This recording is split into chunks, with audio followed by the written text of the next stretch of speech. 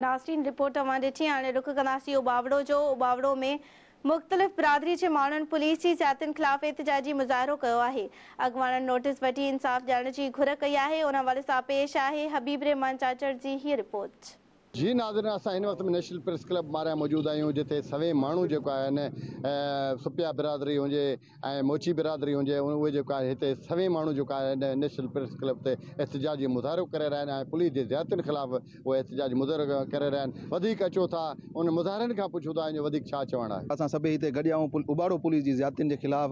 गंगिल बिरादरी, सोलंगी बिरादरी ऐं सुपिया बिरादरी गॾिया आहियूं। जेको आहे पुलिस जूं नाजाइज़ असां सां इंतकामी कार्रवायूं आहिनि। जेकी पुलिस आहे असांजे मुअज़्ज़िज़नि खे ॿधी करे थाणे ते यरगमाल बणाए करे पैसनि जी तमामु ॾाढी रिश्वत जी घुर करे थी पई। असां गंगिल बिरादरी वॾेरो फज़लुल्लाह ऐं मास्टर अब्दुर्रहीम, असां जेके गंगिल बिरादरी आहियूं, असां सां उहे गॾिजी करे जेको आहे ज़्यादती कनि था पिया ऐं असांखे सां उन्हनि झेड़ो कयो आहे। क़दीमी असांजो जेको आहे झेड़ो उहो असां सां तकरार रखियूं अचनि था पिया ऐं असां उहे जेके आहिनि असांखे बार बार जेको आहे विढ़ी वञनि था ऐं असां सां जेको आहे इहो अचानक पुलिस चढ़ाइनि था ऐं SHO पुलिस जेको आहे उहो असांजो कोई ताउन नथी करे ऐं उन्हनि जे जेके बीठा आहियूं असांजो इहो एहतिजाज आहे SHO उबाड़ो हटायो वञे ऐं उबाड़े जी आवाम खे बचायो वञे। असां जेके भी दोस्त हिते सोलंगी बिरादरी, सुपिया बिरादरी, मोची बिरादरी, गंगिल बिरादरी सभिनि जो हिको ई जेको आहे मुतालबो आहे त असांखे तहफ़ुज़ ॾिनो वञे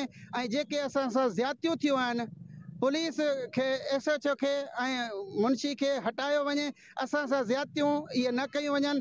जेकॾहिं ज़्यादतियूं कयूं वयूं त असांखे बर्दाश्त न थींदियूं। असां रोडनि ते ईंदासीं। IG सिंध SSP घोटकी खां मुतालबो कयूं था असां सभई बिरादरियूं त असां सां पुलिस जो जेको आहे त ज़्यादतियूं ज़ुल्म इहे असां ते बंदि कया वञनि। मुतासिरनि जा वीचार ॿुधा। इन जो हिकु ई मुतालबो आहे त पुलिस उबावड़ो पुलिस जेको आहे असां बिला जवाज़ जेको आहे असांजा ज़्यादतियूं कई पई वञे ऐं उन्हनि जो इहो मुतालबो आहे त SHO उबावड़ो ऐं वॾो मुंशी खे जेको आहे हटायो वञे, जीअं असांजी जेको आहे ज़िंदगी बहितर थिए। कैमरामैन नसरुल्लाह चाचड़ सां गॾु हबीब रहमान चाचड़, धरती न्यूज़ उबावड़ो।